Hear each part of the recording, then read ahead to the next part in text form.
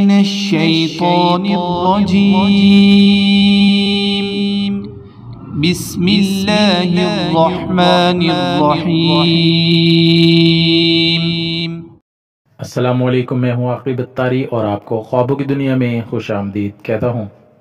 خوابوں کی دنیا میں آج ہم بات کریں گے خواب میں کاغذ دیکھنے کے حوالے سے۔ اس خواب کی مختلف صورتیں ہیں جن کی مختلف تعبیریں ہیں۔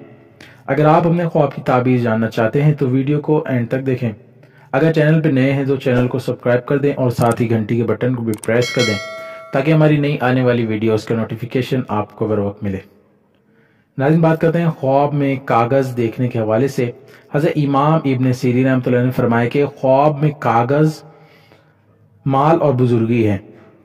اگر خواب میں دیکھے کہ اس کے پاس سفید اور پاکیزہ کاغذ ہے تو دلیل ہے کہ اسی قدر مال اور بزرگی پائے گا، اور اگر خواب میں دیکھے کہ اس کا کاغذ پانی میں گلا ہے یا آگ میں جلا ہے تو دلیل ہے کہ اسی قدر اس کی بزرگی اور مال کا نقصان ہوگا۔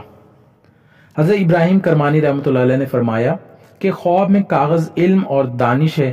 اگر صاحب خواب مسئلہ ہے اور دیکھے کہ اس کے پاس بہت سے کاغذ ہیں تو دلیل ہے کہ فضل اور علم میں شہرت پائے گا، اور اگر صاحب خواب مفسد اور جاہل ہے تو اس کی تعویل خلاف ہے۔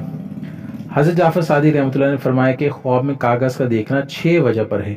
نمبر 1 عورت، نمبر 2 بزرگی، نمبر 3 دولت، نمبر 4 مکرہ اور ہیلا، نمبر 5 کاروبار میں ترقی، اور نمبر 6 مال و دولت۔